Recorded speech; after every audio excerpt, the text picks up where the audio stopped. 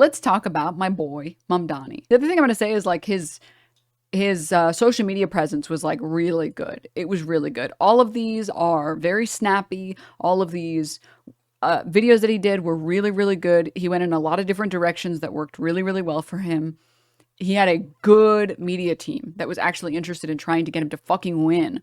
I know that the Dems are allergic to trying to actually win office ever, but man, his media team just like did a great job. I think like the best example of this is, first of all, there was a big attempt to try and spread out as many policies as possible and share as many policies as possible and explain them in the simplest terms possible. One of them that I thought was like really a good example of this, because he did it for a lot of things. He did it with the bus fares, he did it with the public grocery stores, but one thing I think he did really well, he did it with rent freezing.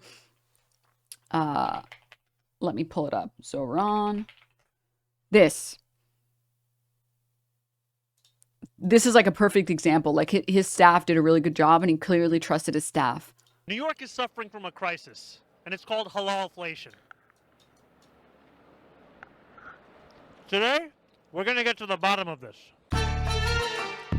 How much does a plate of halal cost right now from this truck? $10. $10. Chicken over rice, lamb over rice, $10. $10? Yeah.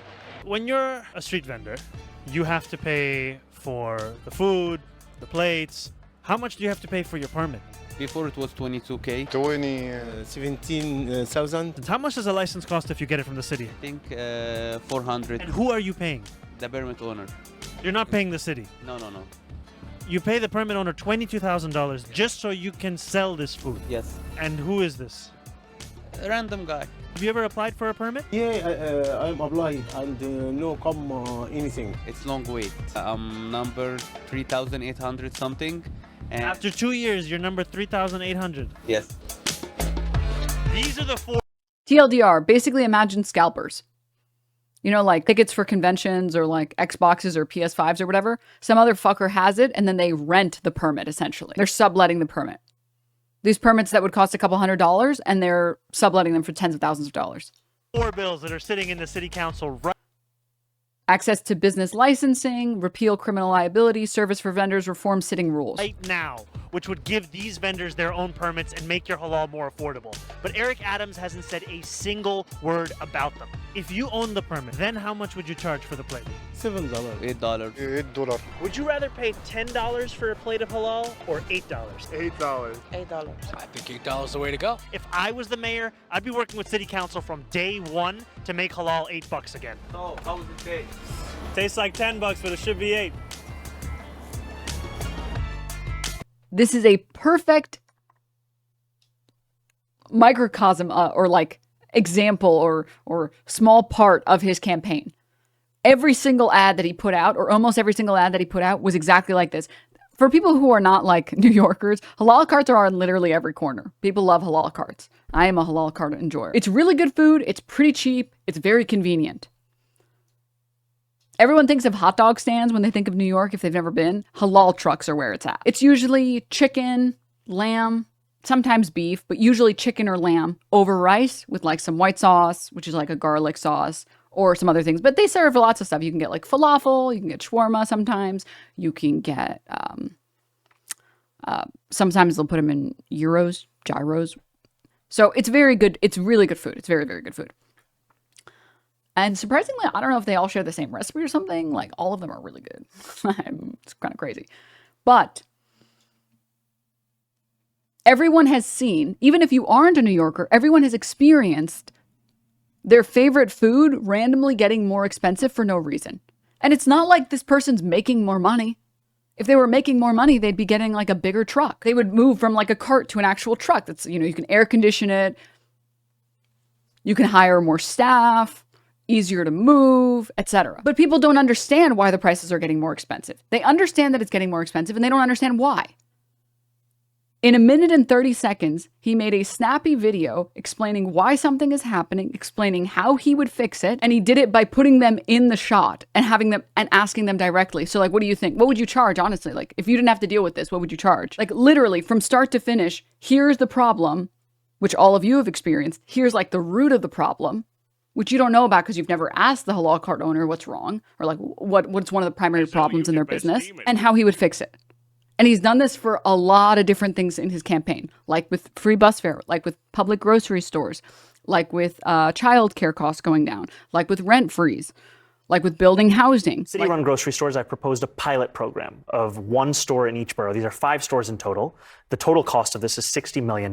This is less than half the cost of what the city is already set to spend on a subsidy program for corporate supermarkets that has no guarantee of cheaper prices or collective bargaining agreements or even accepting So SNAP you're or not WIC. looking at some like Soviet Union grocery stores on every corner that are going to be run by the government. No, what I'm looking at is how to solve the very clear twin crises of affordability when you go to the grocery store and food desert. Which this is what I've been talking about, by the way.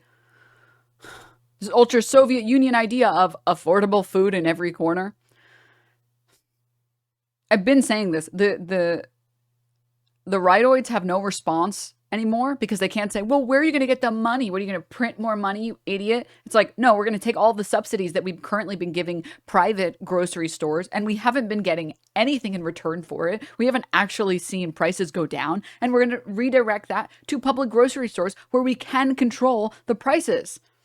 We have the money, we're just going to reallocate it from these private chains to public chains. It's a better system that can actually guarantee that the prices will stay low. And I feel very passionately about this subject. If you, as a grocery store, as an owner of a grocery store, cannot run a business without price gouging the fuck out of food, you don't deserve to be in business. You clearly are not economically savvy enough to run a grocery store. It's an inelastic good and you're fucking it up. Maybe, I don't know, take a little bit of money away from the fucking managers and middle managers and from the fucking CEOs, and who knows, maybe your grocery store can succeed. And that's the whole purpose of the public grocery store. First of all, a lot of the grocery stores in New York, as someone who's lived there, are chains. Second, he literally talks, I wouldn't be surprised if he talks about it in this interview. I haven't seen this interview yet, but he talks about the fact, and any research on this will talk about this as well, the fact that